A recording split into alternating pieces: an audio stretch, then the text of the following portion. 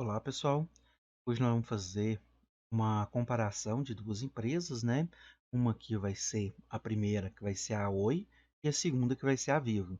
Para a gente conseguir comparar e utilizar a planilha de uma forma mais completa, mostrando ali como que você definiria quais que seriam as empresas melhores para você ali dentro de um setor para você estar investindo.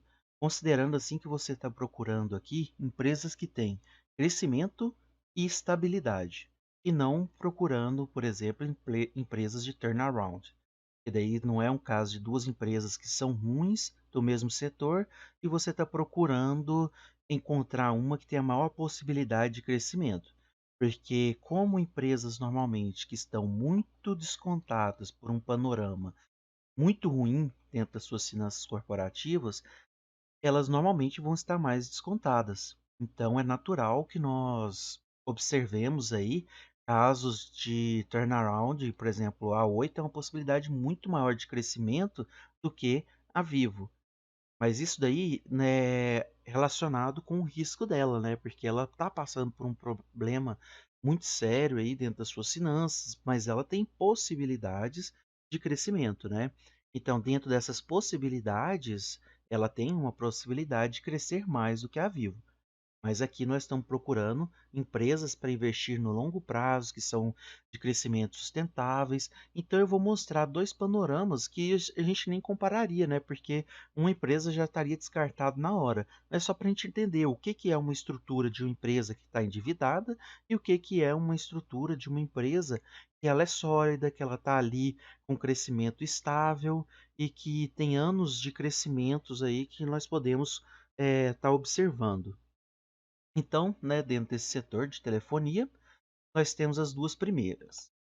Essas empresas, nós vamos começar analisando elas dentro da relação patrimonial delas.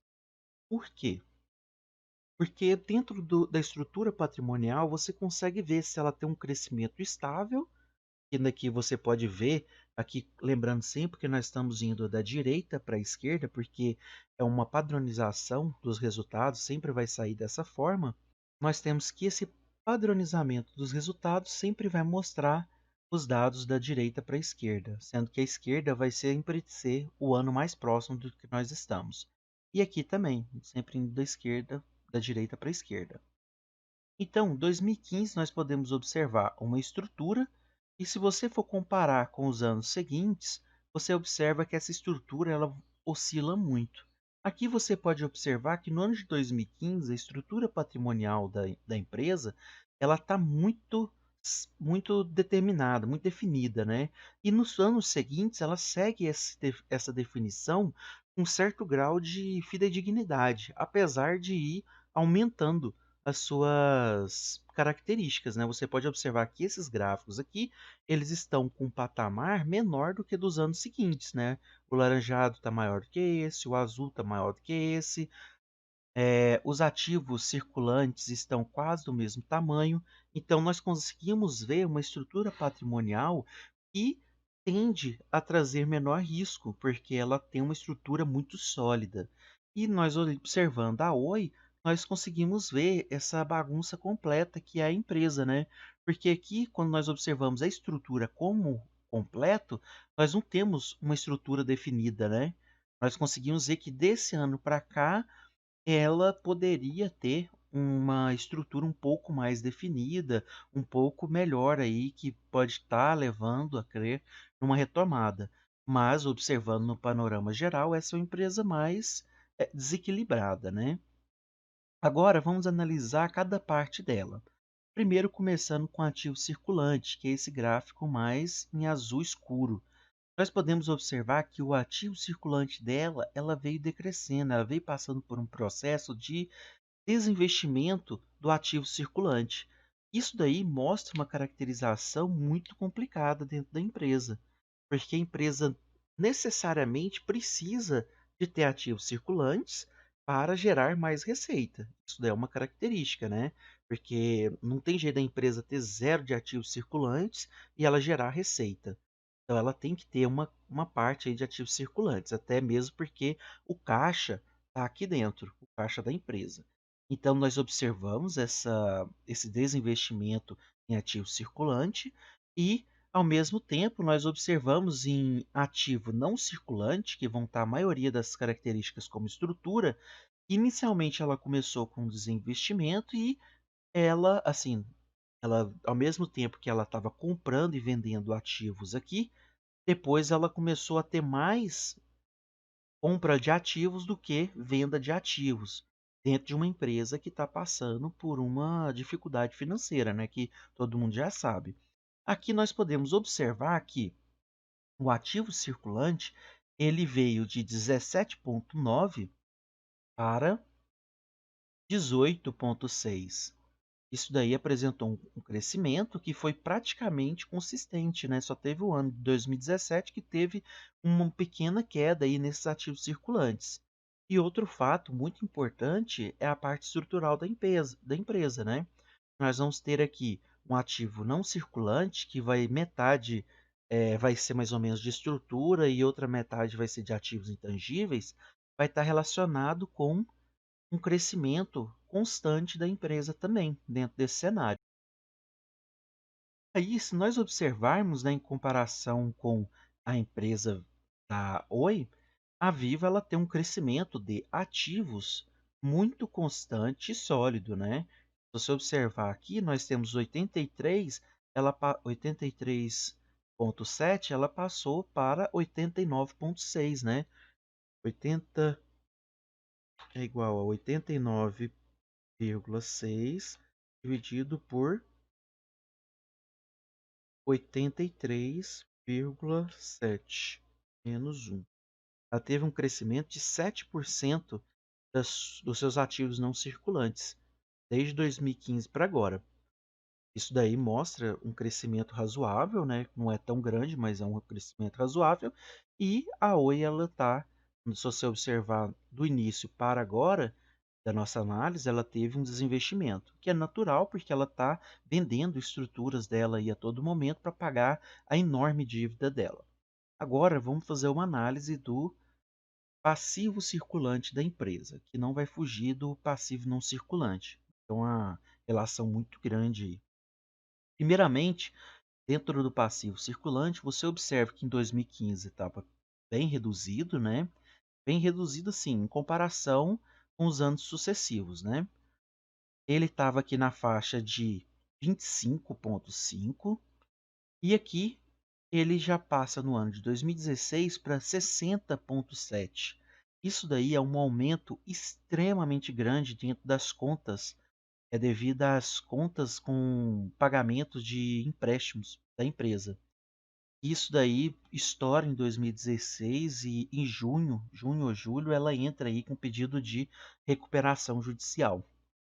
E é bem esperta a empresa, né? Porque ela esperou chegar na explosão para pedir o processo de recuperação judicial, sendo que muito possivelmente ela já deveria saber disso, né? E agora ela tem um tempo todo aí para frente, que normalmente é 2 anos, se eu não me engano, 2 ou 3 anos, e ela pediu para renovar esse processo de recuperação judicial. E daí ela começou a reduzir, né, porque foi renegociado. Daí nós temos um detalhe aí do ano de 2017 e 18 e nós vamos estar falando, que é relacionado, né, com essa renegociação das dívidas dela. Então, se nós observarmos aqui, nós temos no ano de 2015, ela subiu até o ano de 2017, os passivos circulantes da empresa, porque todas as dívidas com empréstimos vieram para o ativo, para passivo circulante, e depois ela conseguiu renegociar essas dívidas, caindo aí bastante.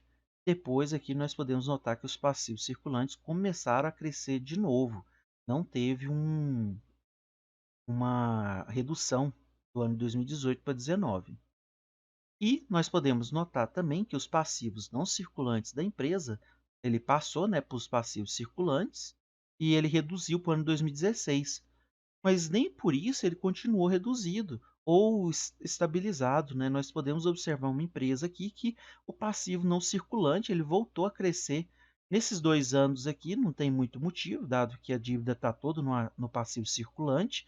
E depois, no próximo ano, tem lógica, porque muitas dessas dívidas foram renegociadas ou trazidas a valor justo, que é uma ideia de igual quando você está com o nome no SPC, e daí você vai lá, renegocia sua dívida e você paga menos, né?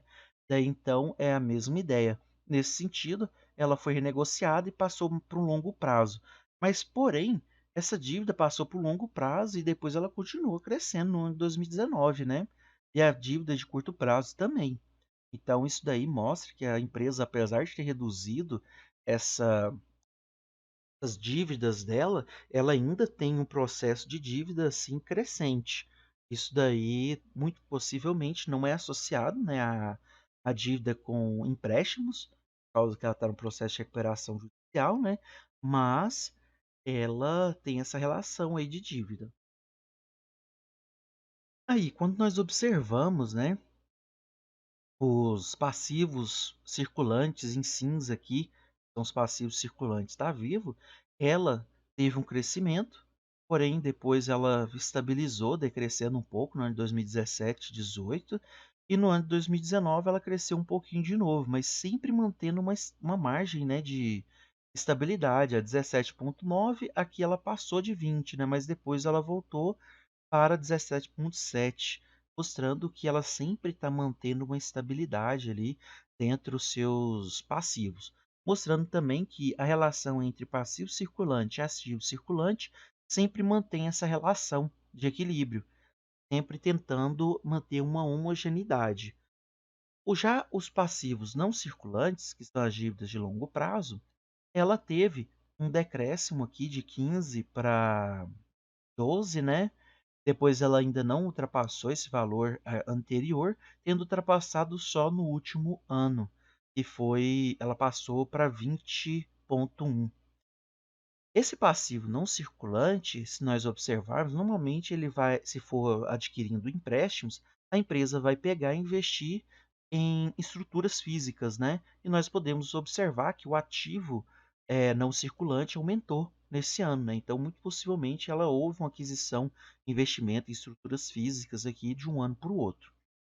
Nesse sentido, né, se nós observarmos, agora qual que vai ser a relação desse grupo de ativos circulante e não circulante com os passivos, que vai ter o passivo circulante e não circulante.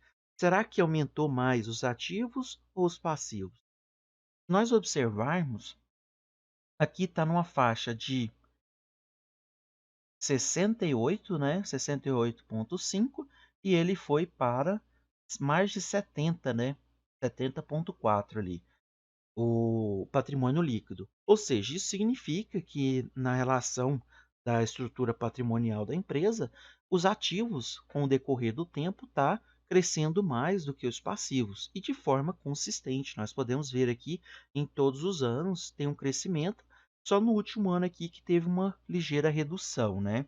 Mas mesmo assim, não desceu abaixo dos 70 mil, né? Aqui estava em 71, veio para 70,4. Então, nós podemos ver que a estrutura dessa empresa oferece muito menos risco de variação do que a estrutura da Oi.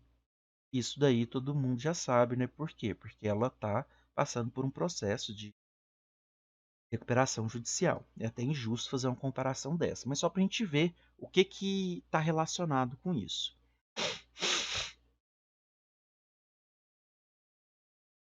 Aqui agora, se nós observarmos, nós temos a receita vinda de 2015 para 2019. Aqui nós temos o lucro bruto, vindo de 2015 para 2019. Aqui o EBITDA, ou EBITDA, né, que alguns falam. E aqui nós temos o EBIT, que também vai satisfazer a mesma condição. Em azul aqui mais embaixo nós temos o lucro líquido. Só de olhar os gráficos, 2015 para 2019, nós temos um gráfico que está subindo. E aqui nós temos um gráfico de receitas que estão decrescendo. Então isso aqui mostra que a Oi ela está decrescendo as receitas dela. Isso daí não é uma característica boa, né, dentro de uma empresa que você queira estar investindo. Apesar, né, do lucro do EBIT e do EBIT daqui, eles terem crescido no último semestre. Mas nós temos que tomar cuidado com isso, né? Porque o lucro bruto também está caindo junto com a receita. Depois nós vamos estar fazendo análise das margens para ver quais são as relações desses gráficos, né? E aqui nós podemos ver que o lucro líquido teve um ano que cresceu muito. Isso daqui vocês podem observar que é no ano de 2018. É tudo relacionado com os benefícios de dívidas que foram colocados, né? Todas as dívidas dela, quando ela entrou no, na análise ali na recuperação judicial, elas foram reavaliadas, né, e trazidas a valor justo. E daí a empresa recebe ali dentro do demonstrativo uma receita de valor justo nas receitas financeiras. Ela renegociou a dívida dela. Seria a mesma coisa se eu estou devendo R$ 100, eu vou lá, renegocio minha dívida e agora eu passo a estar devendo 50. Então, teoricamente, eu ganhei R$ 50, né? Porque a minha dívida diminuiu, né? Mas aqui não é um dinheiro que está necessariamente entrando no caixa da empresa. Então, isso daqui é só uma redução da dívida dela aí depois das negociações. Isso daqui, então, vai estar negativo quando a gente for avaliar esse resultado. Isso não é um benefício que não está considerando muito. É só em características contábeis. Mas vale porque já reduziu a dívida dela, né? Mas então ela estaria negativa aqui se não tivesse tido esse benefício. E se você observar, o lucro ele está aqui negativo e ele ainda está sendo reduzido nos anos seguintes, chegando a ter um lucro negativo aqui de menos 9,0 aqui, 9,1, né? Ou seja, o lucro dela está ficando cada vez mais negativo. Daí nós vamos observar o fluxo de caixa operacional para ver se ele também está tendo essa redução, porque é realmente o que está entrando e saindo em caixa. E já a nossa empresa, ela teve uma subida aqui, a Vivo, né, que é a Telefônica Brasil, subiu de 3,4 para 5, né? Então, se a gente for observar aqui, o crescimento desse 3,4 para 5 vai ser 5 dividido por 3,4 menos 1, né? Isso daí vai ficar 0,47, ou seja, ela subiu desse ano para cá, ela subiu 47% no lucro dela. Isso considerando que teve uma queda, né, no último ano. Se nós considerarmos a receita em si, ela subiu somente 12% de 2015 para 2019. Esses 12%, né, se a gente for observar por ano, isso daí daria um crescimento por ano de 2,5%. Ou seja, que ela cresceu em cada ano aqui a sua receita. É um crescimento relativamente bom, né? Não é um crescimento ruim. E o crescimento do lucro também, se a gente for observar esse crescimento do lucro aí, em média por ano,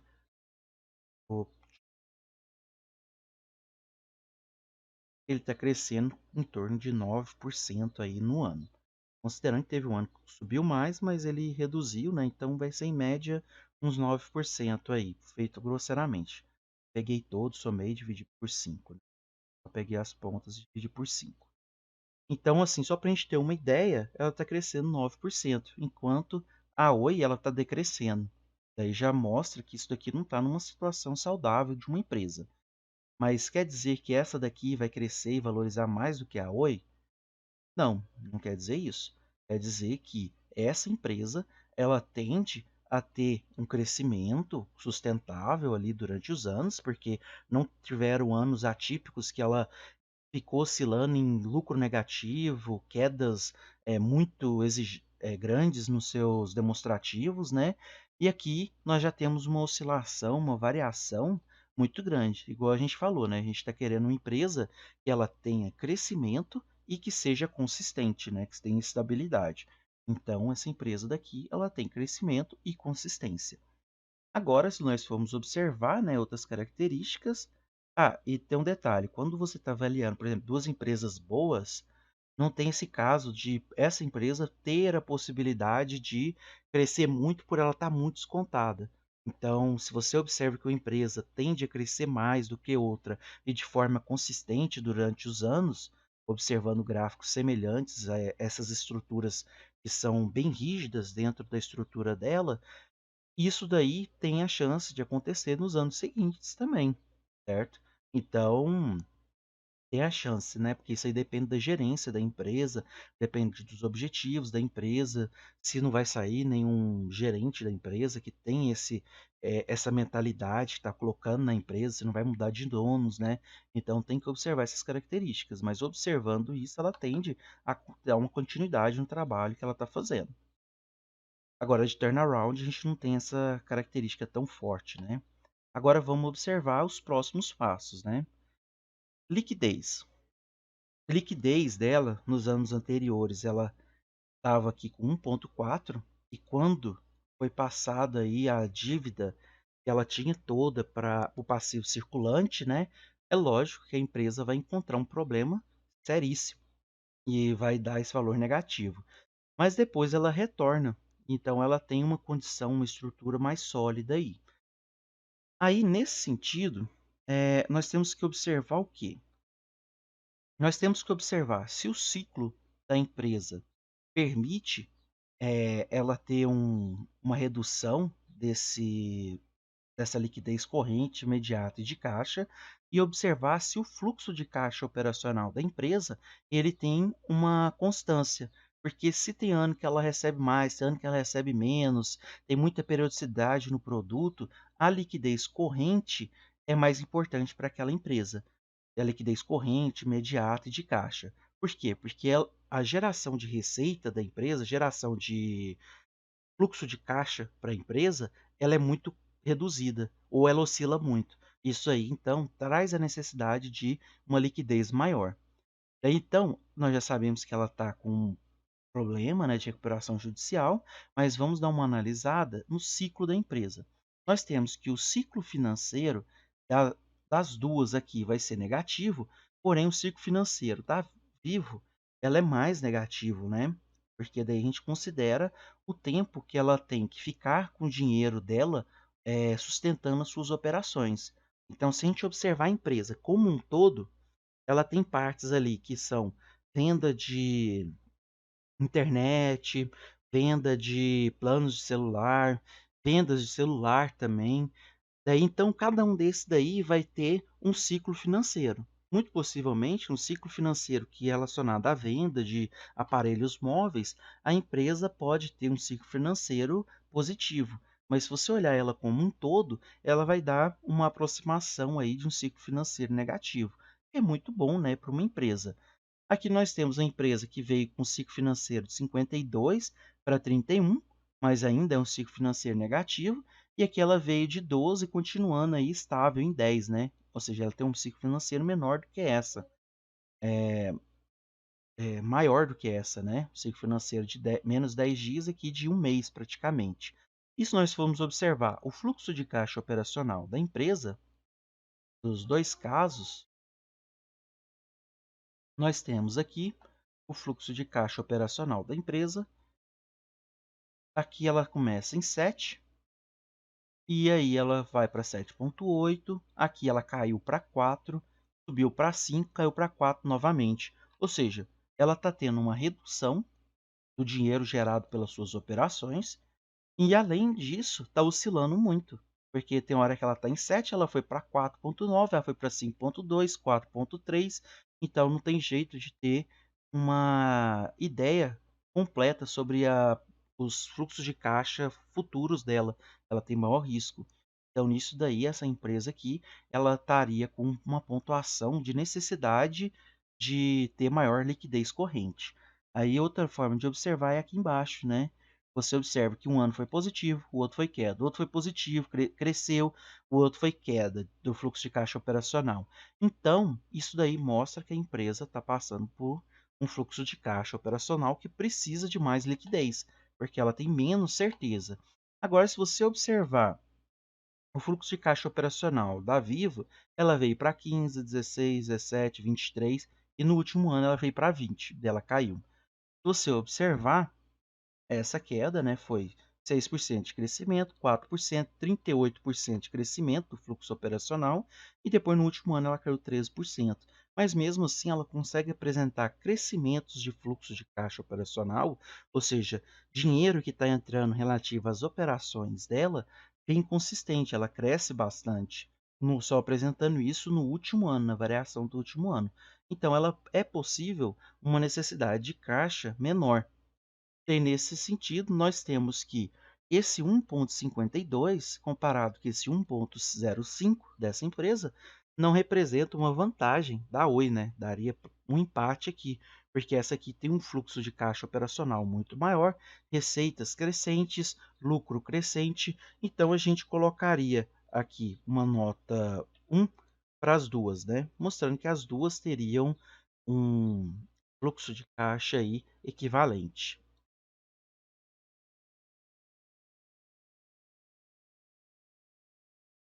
A liquidez corrente das duas estariam equivalentes, né? Agora, se a gente for observar as outras características, né? Nós temos aqui liquidez imediata, que vai satisfazer a mesma condição, porque as empresas quase não têm estoque. O estoque delas mesmo, por elas vender muito, é plano, então ela não tem uma caracterização de estoques. Então, ela vai ter mais ou menos a mesma relação com a liquidez imediata, logo, aqui também tem a mesma relação. Nós observarmos agora a liquidez de caixa, ou seja, a relação do caixa com as dívidas delas do passivo circulante, nós temos que essa tem muito mais liquidez e ela ainda apresenta uma condição estruturada da empresa muito maior, né? Então aqui nós temos um pontinho para essa e zero para essa, né? Se nós formos olhar o grau de imobilização dos ativos, nós temos aqui uma empresa que ela veio de 74, 75% de grau de imobilização, observando que um caso ruim mesmo seria se ela tivesse mais de 100% de mobilização, né? E aqui nós temos um grau de mobilização dos ativos dela de 29, 45, 51, 54, 59, ou seja, nós temos um caso que está praticamente estável, né? Crescendo aqui só no último ano, e aqui nós temos um caso que ela veio de 29% e crescendo.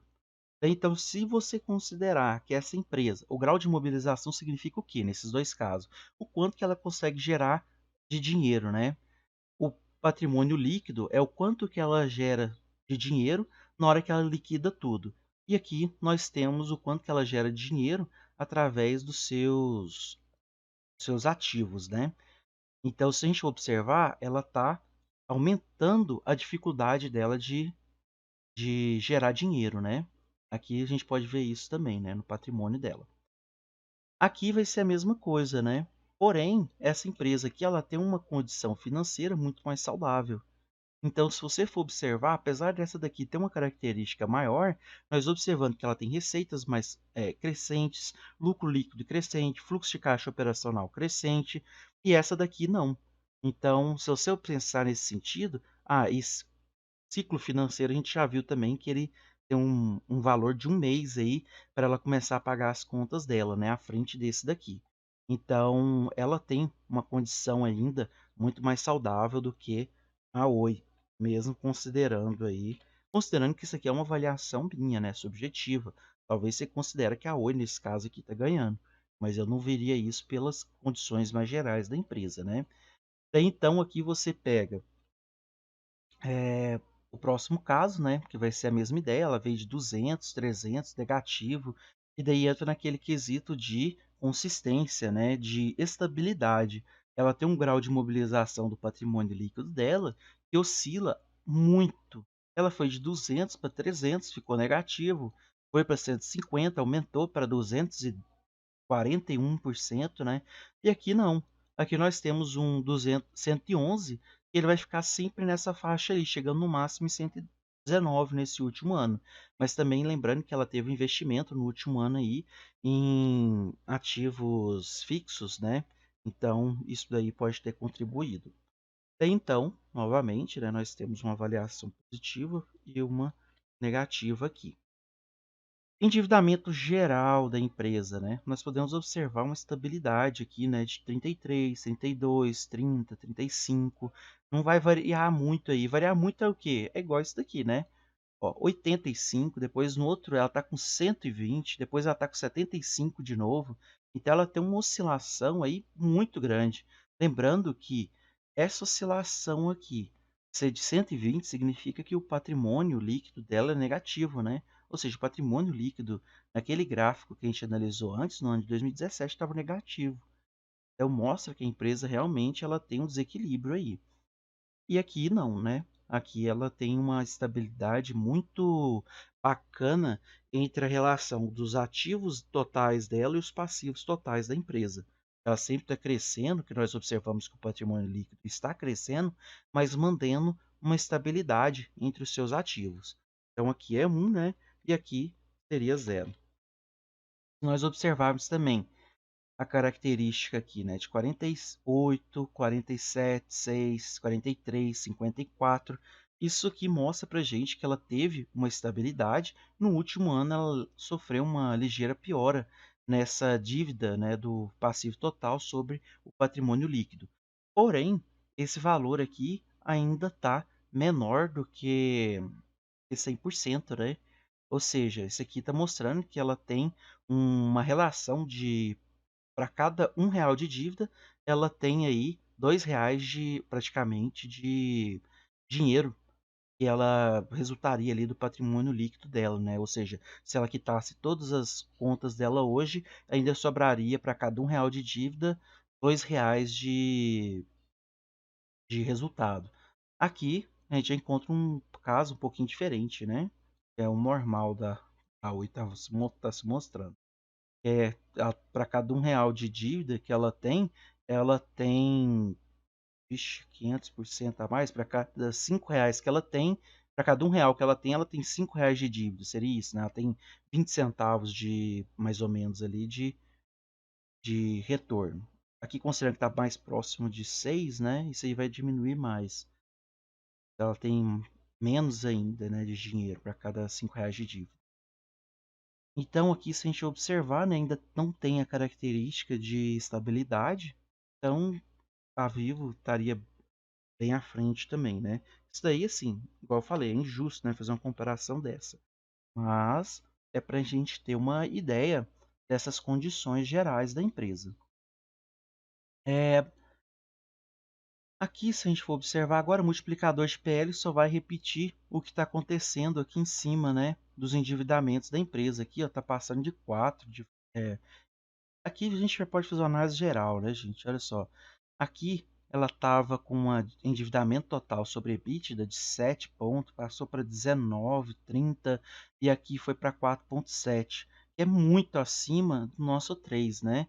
E aqui nós temos uma empresa de 0,8, 0,8, índice de cobertura de juros, né? Aqui ela estava negativo, né, que não é uma característica boa, mas aqui ela foi para 2,6, 4,5, 3,8. Então ela mostrou um crescimento dos últimos 3 anos aí razoável, né? E aqui, se a gente for observar, a mesma coisa acontece com a cobertura de caixa, né? Que nós temos aí que se ela tivesse próxima de 20, ela estaria 5, né? Se fosse uma análise só dela. Mas comparando as duas empresas aqui, a gente não tem nem o que comparar, né? Aqui ela ainda está negativada, né? O índice de cobertura de juros tá bem ruim. Então, aqui seria 1, 1, 1, né?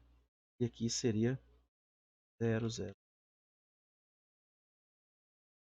Aqui, se nós formos observar agora, o índice de cobertura de caixa também, né? Você faz a mesma condição, 0 e 1. O prazo médio, né? Aí é bem interessante a gente estar analisando.